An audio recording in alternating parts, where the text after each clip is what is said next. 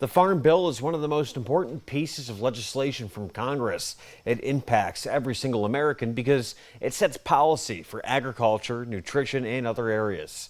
The chairman of the House Agriculture Committee spoke with our D.C. correspondent Rachel Knapp on the bill and the changes we could expect to see.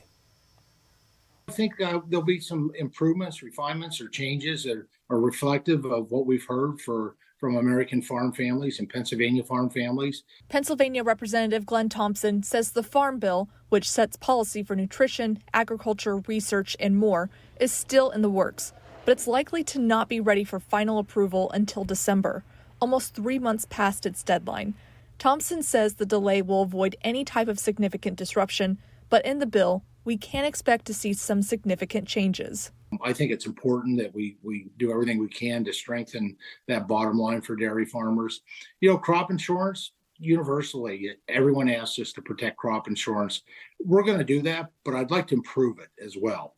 I'd like to incorporate some of the disaster relief that we've spent in ad hoc money, because ad hoc disaster is not very efficient. It's done emotionally. It tends to get a lot of what I view as unnecessary spending attached to it because it's an emotional, it has to be done.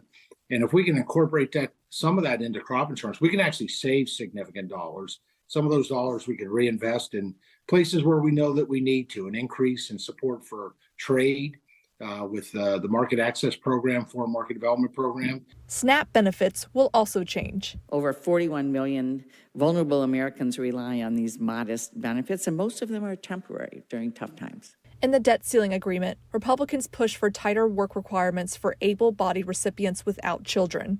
Thompson says his committee, along with the Senate, are working together on this legislation. In Washington, D.C., Rachel Knapp, WENY News.